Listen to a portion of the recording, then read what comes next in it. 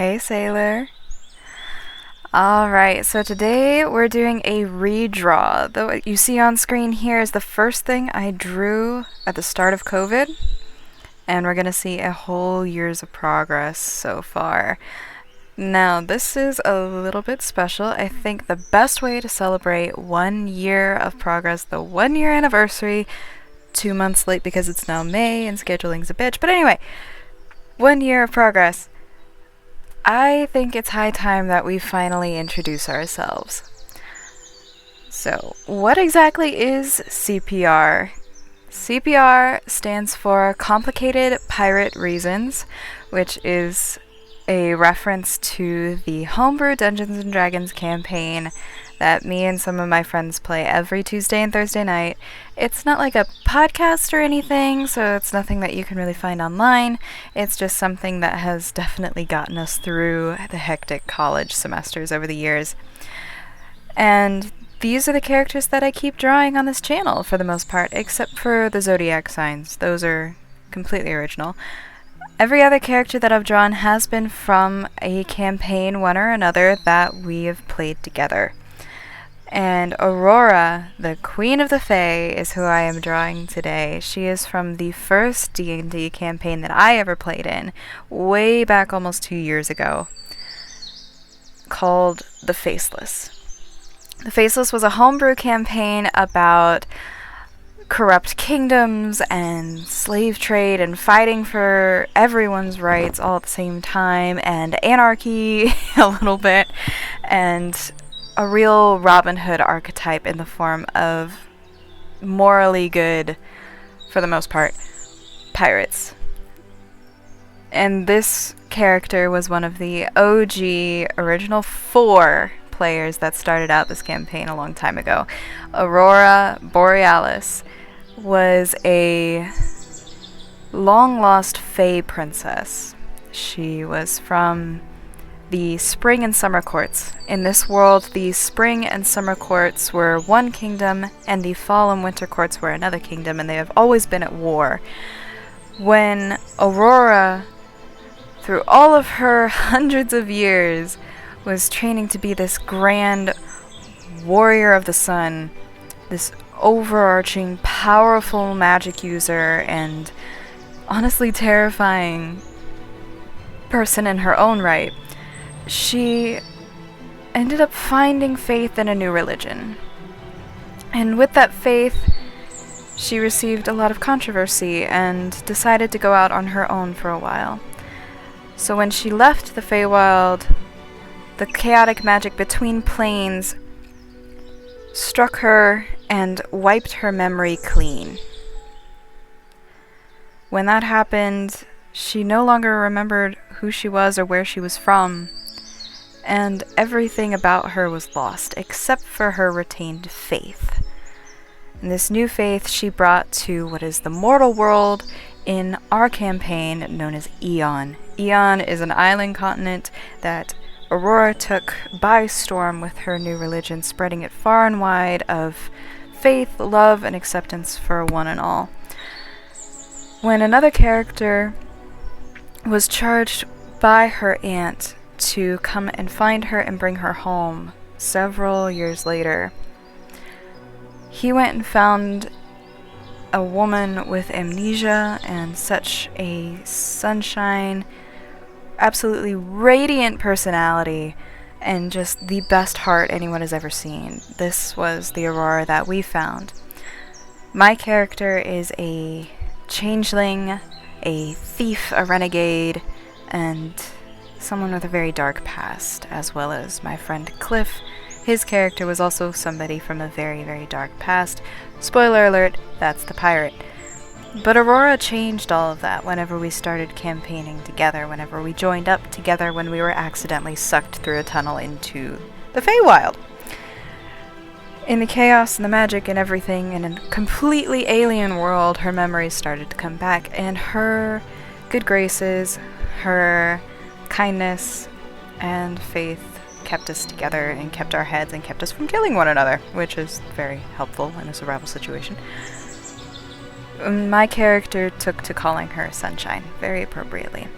I remember some of those first sessions were a little bit rough because our DM was pretty green too, but he did an amazing job, absolutely amazing job.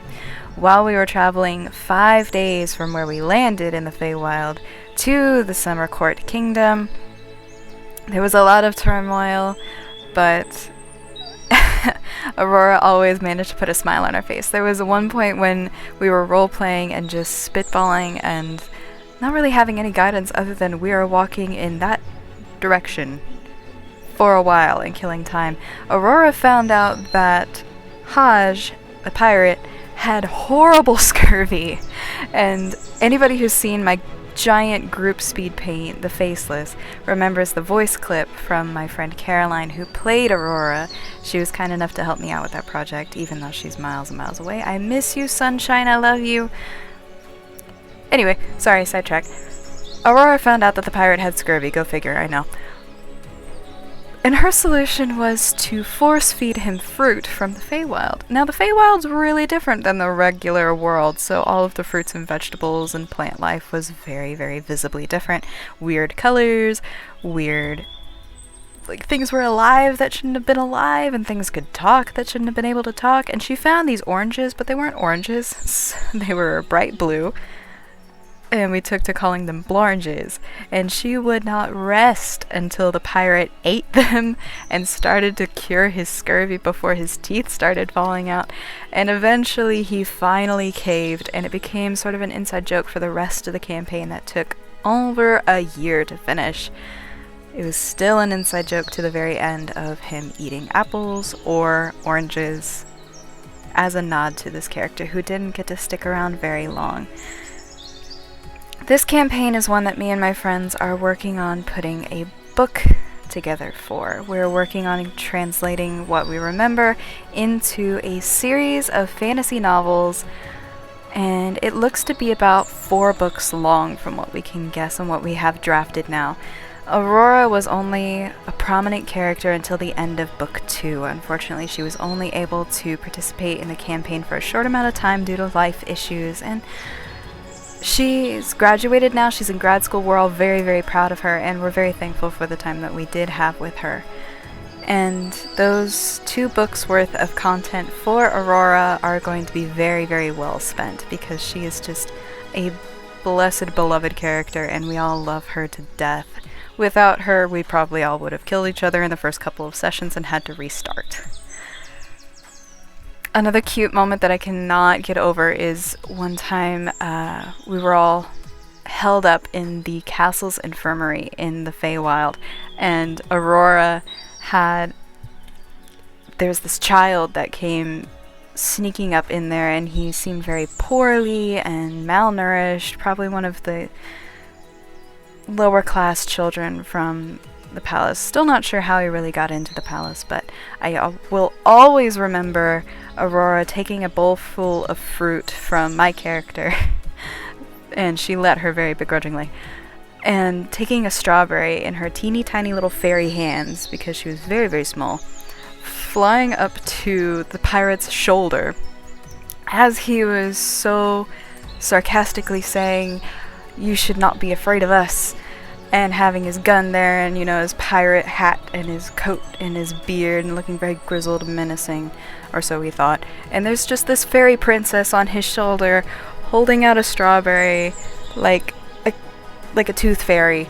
It was adorable, and I really should do a drawing of that image. If you want to see something like that, please let me know in the comments below. I would absolutely love to draw that now that my drawing skills are way better than they used to be. Oh man.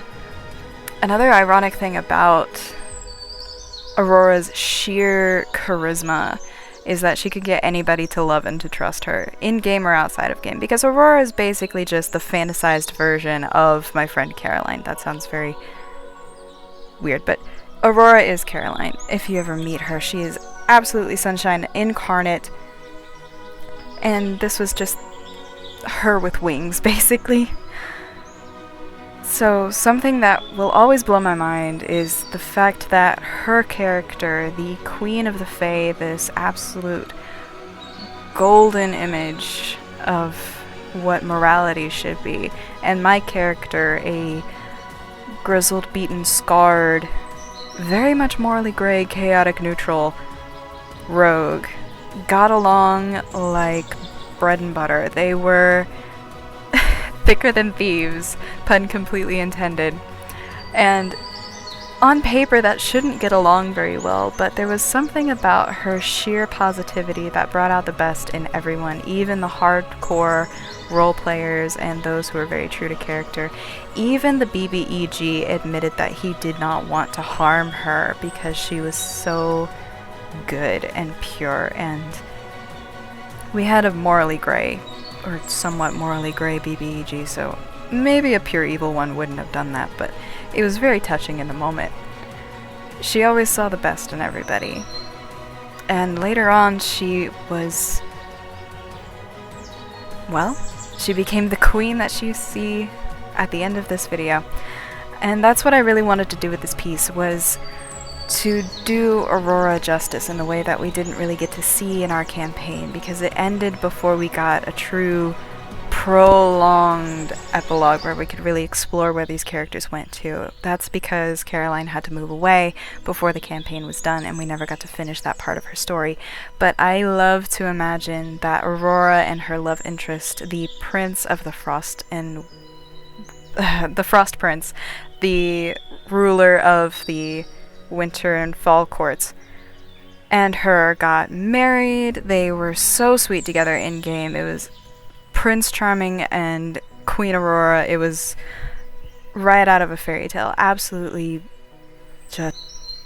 I like to believe that Aurora and her prince from the Winter Court got married and are just living their best lives in the United Kingdom of the Fae Wild. And they're powerful in their own right, holed up in their castle, her in cute little sweaters and leggings and pretty dresses on formal occasions, but only on formal occasions, reading every book that she can get her hands on, and keeping in touch with her chaotic little rebel pirates in the mortal realm.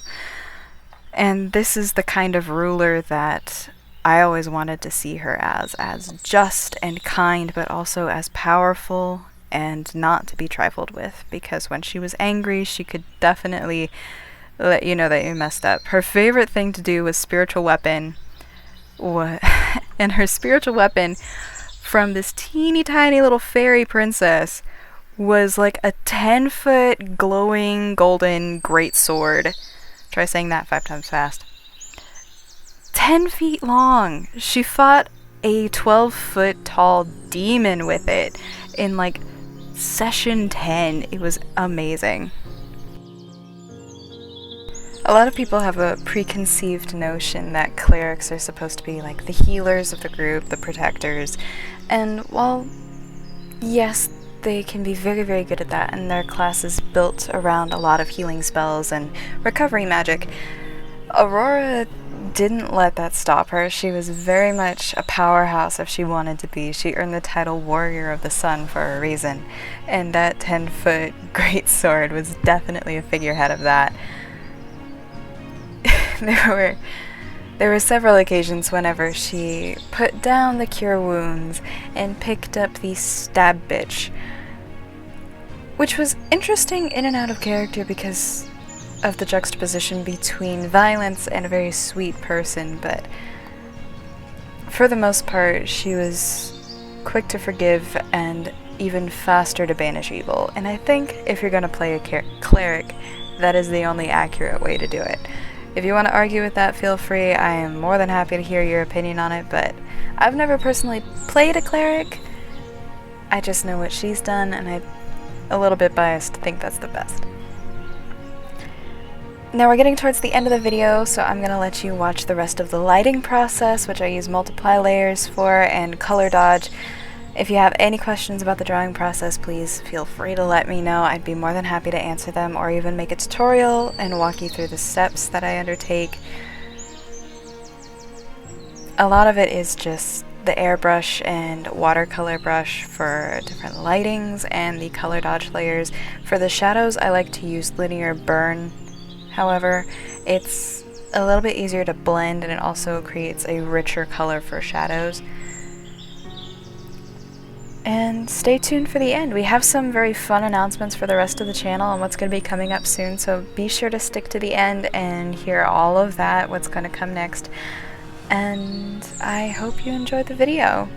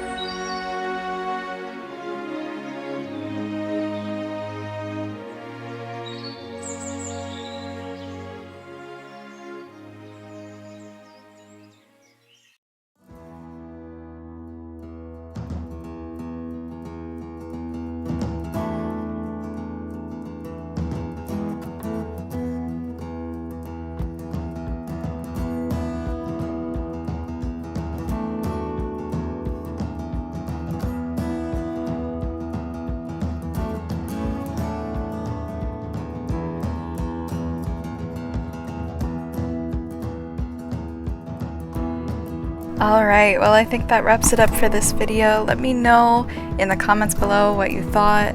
If you like Aurora, if you want to learn more about her and the rest of my friends, I have some very good news for you. The next videos that I'll be doing, or the next big videos that I'll be doing, will be featured each character one at a time, starting with the pirate and going all the way down the line. All of the major characters that you've seen in the group video and some of the other videos that I've done, and I'm going to properly introduce each one finally. I don't know why it took me so long to do this, but I think it's about time. It feels so nice to have free time. I forgot what that was like. Anyway, so there's also going to be some new updates coming to the channel very, very soon. I'm going to try to get the rest of the complicated pirates in on making content, and that may or may not include some live streams or let's plays. Let me know in the comments what you would like to see. If you'd like to see anything else or any particular pictures, anything that you've seen so far, let me know. If you're excited to meet the rest of the pirates. And don't forget to like and subscribe. Let me know that I'm doing good. And I'll see you next time. Bye.